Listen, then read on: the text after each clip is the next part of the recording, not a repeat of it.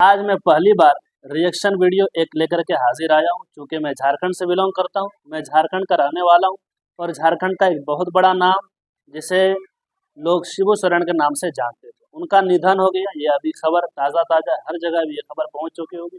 उनके बारे में कुछ जानकारी एक वीडियो के जरिए लेकर के आया हूँ, जिस जानकारी को एक न्यूज़ चैनल जो चलाती है परिज्ञा, उन्होंने बड़े अच्छे अंदाज में, साफ सुथरे अंदाज में उनकी हिस्ट्री को बताया है। आइए देखते हैं कि उनकी ज़िंदगी कैसी थी, उन्होंने क्या क्या मेहनत किया इस झारखंड के लिए। आइए हम पूरी वीडियो में सुनते हैं, आप स्क्रीन पर देखें। उस दिन शिबू बराकर नदी के पास से गुजर रहे थे, तभी उन्हें महाजनों के गुंडों ने घेर लिया।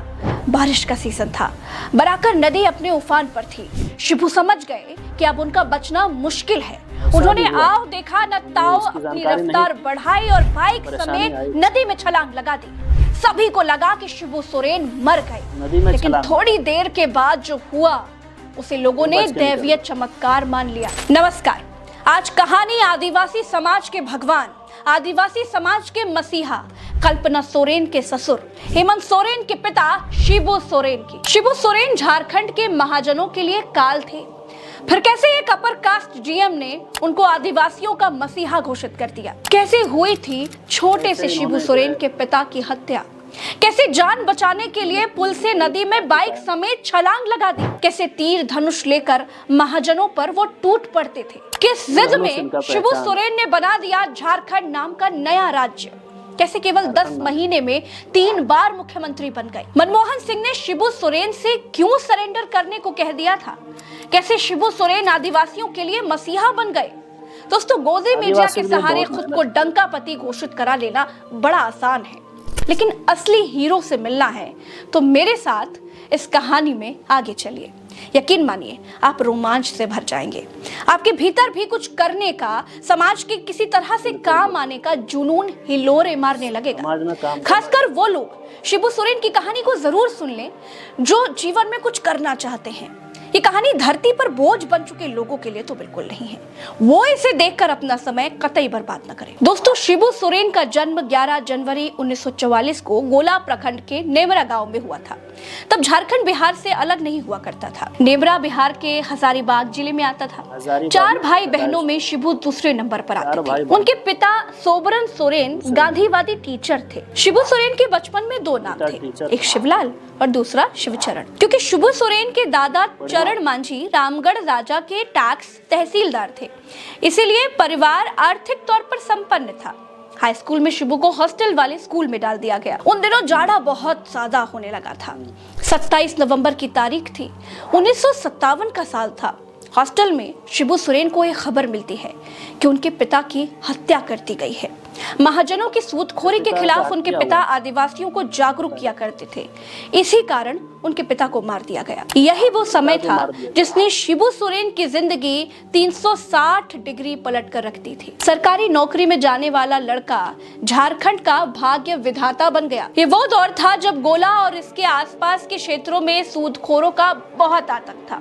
सूदखोर पहले गाँव वालों को कर्ज देते थे, फिर 500% तक सूद वसूलते थे। सूद यानी ब्याज ना दे पाने पर महाजन उनकी जमीनों पर कब्जा तक कर लेते थे। गांव वाले जब अपने खेत में धान उगाते थे तो महाजन धान उठवा ले जाते थे। शिबू 10वीं क्लास में थे। इस बात को वो बहुत अच्छी तरीके से समझ चुके थे कि पढ़ाई से ज्यादा जरूरी है महाजनों के खिलाफ आदिवासी समाज का इकट्ठा होना, उन सबको इकट्ठा करना। अपने पिता की तरह उन्होंने भी सूदखोर महाजनों के खिलाफ काम करना शुरू कर दिया। उन दिनों गोला मुरी रोड पर गोमती नदी पर पुल बन रहा था। गोला के किसान विशु महतो को महाजन के लोग जमीन हड़पने के लिए तंग कर रहे थे। पिता की हत्या के बाद भी शिबू सोरेन ने तय किया कि वो विशु की मदद तो करेंगे। शिबू ने महाजन के गुंडों से कहा कि वो विशु को परेशान न करें और अगर उन्होंने ऐसा किया तो अंजाम अच्छा नहीं होगा। इलाके में पहली बार किसी ने गुंडों को गुंडों की तरह धमकी दी थी। महाजन के गुंडे दोबारा विशु को परेशान करने के लिए आए ही नहीं। इससे लोगों में शिबू सोरेन को लेकर विश्वास जागने लगा। लोग उनके साथ आ गए। नई उम्र के इस लड़के में उन्हें अपना मसीहा नजर आने लगा था, जो उनको सूदखोरों से मुक्ति दिला सकता था। शिबू का प्रभाव बढ़ता जा रहा था। आदिवासी लोगों ने कहा कि अगर राजनीति में हमारा व्यक्ति होगा तो हमारी बात सुनी जाएगी। अब तय हुआ कि शिबू सोरेन चुनाव लड़ेंगे। शिबू ने बरलंगा पंचायत के मुखिया के चुनाव के लिए पर्चा भरा। कहा जाता है कि अफसरों की मिली भगत की वजह से शिबू को चुनाव हरा दिया गया था। आदिवासी अपने ही खेतों में मजदूरों की तरह काम कर रहे थे। शिबू ने लोगों से कहा कि तीर धनुष उठाओ और जबरन धान काटो, हम देखेंगे कौन रोकता है। ये शिबू सोरेन का दूसरा रूप था। शिबू सोरेन के इस आह्वान पर लोगों ने उनका साथ देना शुरू कर दिया। शिबू सोरेन ने अपनी एक टोली बना ली, उसमें कई मजबूत नौजवान थे।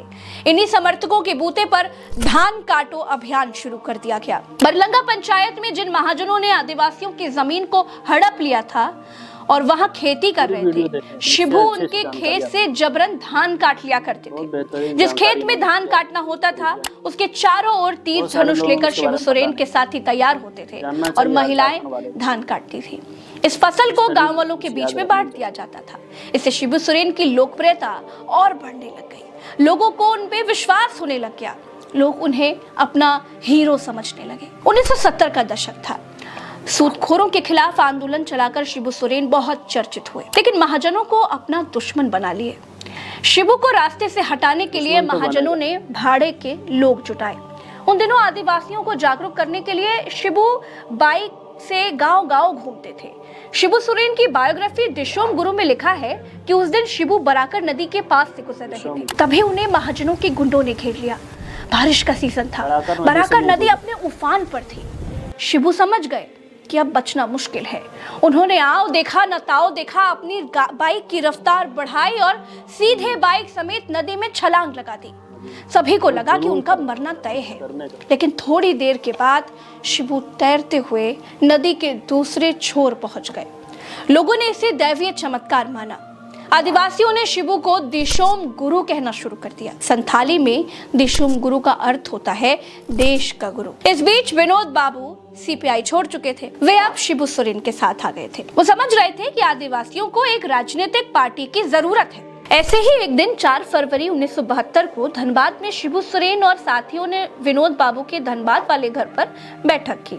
इसमें शिबू सोरेन, विनोद बाबू, एके राय, प्रेम प्रकाश हेत्रम, खतरास के पूर्व राजा पूर्णेंदु नारायण सिंह, शिवा महतो, जातू महतो, शक्तिनाथ महतो, राजकिशोर महतो, गोविंद महतो जैसे तमाम लोग मौजूद थे। बैठक में सोनोत संथाल समाज और शिवाजी समाज का विलय कर नया संगठन बनाने का फैसला लिया गया। बैठक में नए संगठन के नाम पर चर्चा हुई। कई नाम सुझाए गए। नए संगठन का नाम झारखंड मुक्ति मोर्चा यानी जेएमएम रखने का निर्णय किया गया। केंद्रीय समिति का गठन किया गया। सभी की सहमति से विनोद बिहारी महतो को अध्यक्ष और शिबू सोरेन को महासचिव और पूर्णेंदु नारायण सिंह को उपाध्यक्ष बनाया गया। 1973 में जेएमएम की स्थापना रैली के बाद से ये मोर्चा काफी सक्रिय और फेमस हो चुका था। सूदखोरों का धान जबरदस्ती काटने के बाद शिबू के खिलाफ कई केस भी दर्ज हो चुके थे। पुलिस सरगर्मी से उनकी तलाश कर रही थी। कई जगह छापे मारे जा रहे थे।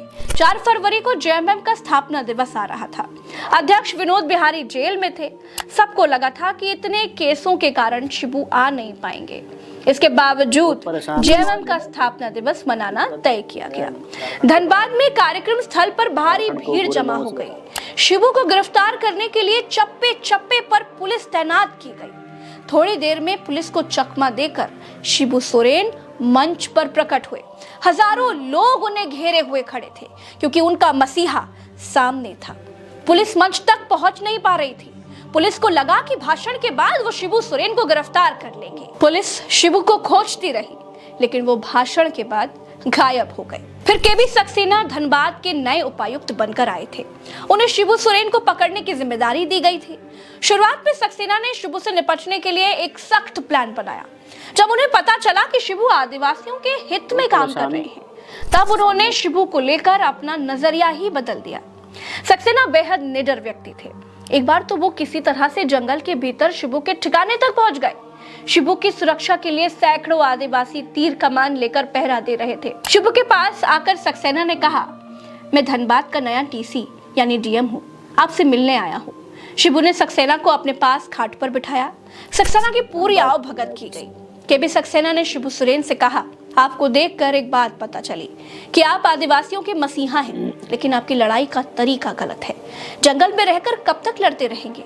आप कानून के सामने सरेंडर कर दीजिए, वरना किसी दिन पुलिस की गोली के शिकार हो जाएंगे। अगली बार केबी सक्सेना के साथ एसपी और कुछ और भी नए अफसर आए। पहरा दे रहे आदिवासियों को एकदम सख्त निर्देश था कि गिरफ्तारी होते ही हमला करना, वरना नहीं। सक्सेना पहुंचे, लेकिन कोई गिरफ्तारी नहीं हुई। वहां एक बड़ी सभा हुई जिसमें 25,000 आदिवासियों ने भाग लिया। सक्सेना ने कहा कि शिबू आदिवासियों के मसीहा है। ये बात पूरे राज्य में फैल गई। सूदखोर महाजनों ने इसका विरोध किया। समर्पण से पहले ही सक्सेना का तबादला हो गया। हालांकि जाने से पहले वो बिहार के सीएम जगन्नाथ मिश्र और पीएम इंदिरा गांधी को चिट्ठी लिख चुके थे। फिर नए डीसी आए, उनका भी शिबू से संपर्क जारी रहा। एक दिन शिबू को थाने आने के लिए कहा गया। ये वो समय था जब कोई हिम्मत तक नहीं कर सकता था।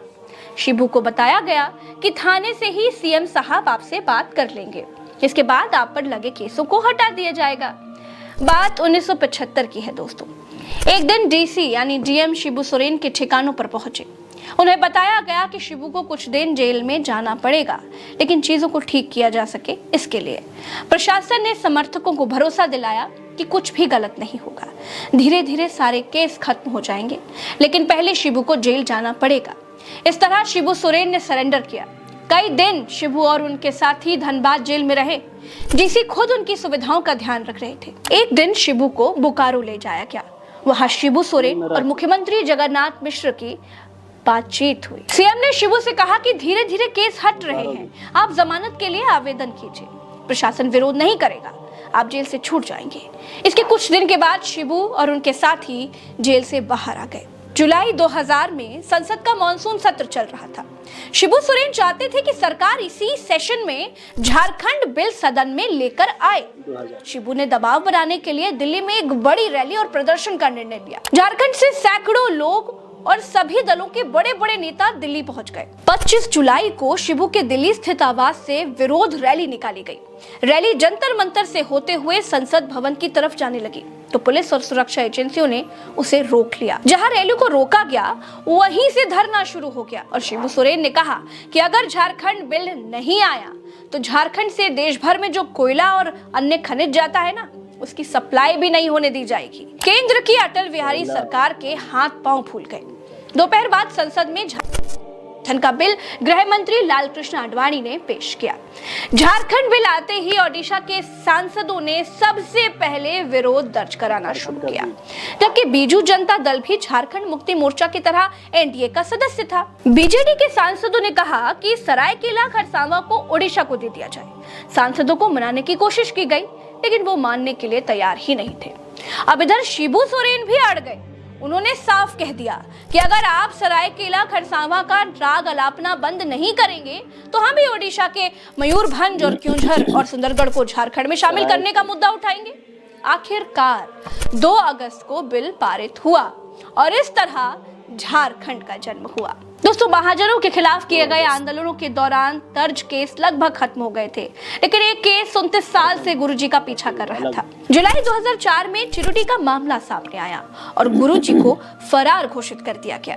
उस समय यूपीए सरकार में वो कोयला मंत्री हुआ करते थे। 23 जनवरी 1975 को चिरुटी में आदिवासियों और महाजनों और समर्थकों के बीच एक संघर्ष हुआ था। इसमें 10 से ज्यादा लोग मारे गए थे और आरोप था कि उन्हें शिबू सोरेन ने भड़काया। मामला कोर्ट में चल रहा था। तब जामताड़ा की एक अदालत ने इसी मामले में शिबू को 6 सितंबर 1986 को कोर्ट में समर्पण करने का आदेश दिया था। अचानक ये मामला 2004 में सामने आया। राज्य में बीजेपी की सरकार थी और अर्जुन मुंडा सीएम थे। शिबू ने काउंटर किया, मैं सालों से विधायक, सांसद और मंत्री हूँ, तो फरार कैसे हो सकता हूँ? ये जानबूझकर राजनीति के कारण खोद कर निकाला गया मामला है। मामला संसद में उठा। विपक्ष में बैठी भाजपा ने शिबू सोरेन का इस्तीफा मांगा। आखिरकार परिस्थितियां बहुत बिगड़ने लगी और गृह मंत्री शिवराज पाटिल ने संसद में यह बयान दिया कि जिस वारंट की बात हो रही है, अदालत 2003 में उसे वापस ले चुकी है। फिर भी मामला शांत नहीं हो रहा था। 1986 में जो वारंट जारी किया गया वो तामील नहीं हुआ। इस वजह से 17 जुलाई 2004 को निचली अदालत ने फिर से वारंट जारी करने का आदेश दे दिया। अब यूपीए सरकार भी इस विवाद में पड़ना नहीं चाहती थी। अगले दिन पीएम मनमोहन सिंह और शिबू सोरेन की मुलाकात होती है और पीएम ने उनसे कहा कि आप इस्तीफा देकर समर्पण कीजिए। 20 जुलाई को जामताड़ा कोर्ट ने गुरुजी को भगौड़ा घोषित कर दिया। अब शिबू समझ चुके थे कि पुलिस उन्हें गिरफ्तार करके ही मानेगी। संसद में बीजेपी खूब हंगामा कर रही थी कि जो व्यक्ति कल तक पीएम से मिल रहा था वो गिरफ्तार क्यों नहीं हो पा रहा है। गुरुजी ने अपने बेटे हेमंत सोरेन के मार्फत इस्तीफा फैक्स करवाया। इसके बाद हाई कोर्ट में याचिका लगवाई और अंडरग्राउंड हो गए। हाई कोर्ट ने गिरफ्तारी वारंट स्थगित कर दिया, लेकिन शर्त रखी कि गुरुजी को सरेंडर करना ही होगा। अगर वो सरेंडर नहीं करेंगे तो निचली अदालत फैसला लेने के लिए स्वतंत्र है। इसके बाद गुरुजी ने एक जनसभा की और निचली अदालत में सरेंडर किया। शिबू 1 महीने जेल में रहे। इसके बाद उन्हें हाई कोर्ट ने जमानत दे दी। 6 मार्च 2008 को निचली अदालत ने चिरुडी मामले में उन्हें बरी कर दिया। पहली बार सीएम बने, लेकिन 10 दिन में गिर गई सरकार। शिबू सोरेन 2 मार्च 2005 को पहली बार मुख्यमंत्री बने, लेकिन बहुमत साबित नहीं कर पाने के कारण 10 दिन में ही उन्हें इस्तीफा देना पड़ गया। 27 अगस्त 2008 को शिबू सोरेन दूसरी बार झारखंड के मुख्यमंत्री बने। इस बार वे विधायक नहीं थे, इस कारण 6 महीने में उन्हें चुनाव जीतकर विधानसभा का सदस्य बनना ही था। 5 महीने बाद 2009 में उपचुनाव हुआ। शिबू को एक सुरक्षित सीट की जरूरत थी, लेकिन कोई भी उनके लिए सीट छोड़ने के लिए तैयार नहीं था। जो विधायक सीट छोड़ने के लिए तैयार थे वो मुश्किल सीट थी। तमाड़ विधानसभा में उपचुनाव का ऐलान हुआ। यूपीए ने गठबंधन की ओर से शिबू सोरेन का नाम रखा, लेकिन शिबू वहां से चुनाव लड़ना नहीं चाहते थे। शिबू जानते थे कि तमाड़ मुंडा बाहुल है, वहां शिबू को मुश्किल हो सकती है। मजबूरी में शिबू सोरेन ने पर्चा दाखिल कर दिया। विरोधी के रूप में झारखंड पार्टी के राजा पीटर मैदान में थे। 8 जनवरी 2009 को परिणाम आया तो सीएम शिबू सोरेन करीब 9000 वोट से वो उपचुनाव हार गए। आखिर में उन्हें इस्तीफा देना पड़ गया। 3 बार के कार्यकाल में सिर्फ 10 महीने की सरकार चलाई। दोस्तों, 3 बार के कार्यकाल में शिबू सोरेन को 10 महीने 10 दिन ही राज्य की कमान संभालने का मौका मिला। शिबू सोरेन पहली बार 2 मार्च 2005 को झारखंड के मुख्यमंत्री की कुर्सी पर बैठे। वो 2 मार्च से 12 मार्च यानी कि सिर्फ 10 दिनों के लिए ही मुख्यमंत्री बन पाए थे। इसके बाद शिबू सोरेन दूसरी बार 28 अगस्त 2008 को झारखंड के मुख्यमंत्री बने। इस बार उन्हें 5 महीने तक मुख्यमंत्री की कुर्सी पर बैठने का मौका मिला। उन्होंने 18 जनवरी 2009 को मुख्यमंत्री पद से इस्तीफा दिया। फिर तीसरी बार 30 दिसंबर 2009 को शिबू सोरेन झारखंड के फिर से मुख्यमंत्री बने। इस बार फिर उन्हें 5 महीने की ही सरकार चलाने का मौका मिला। उन्होंने 31 मई 2009 को मुख्यमंत्री के पद से इस्तीफा दे दिया। इसके बाद का इतिहास तो आपको मालूम ही है। 2013 से 2014 तक शिबू सोरेन के बेटे हेमंत सोरेन मुख्यमंत्री रहे। फिर 2019 से अब तक जेएमएम की सरकार ही है। पिता सोबरन सोरेन के संघर्ष को शिबू सोरेन ने सत्ता में बदला। शिबू सोरेन का आदिवासियों के लिए किए गए संघर्ष के फल को आदिवासियों तक पहुंचाने की कोशिश हेमंत सोरेन कर रहे हैं।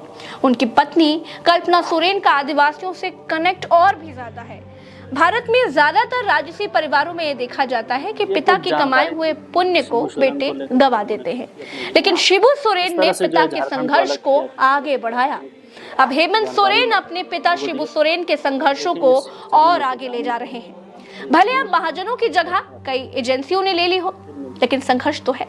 सिर्फ बेटा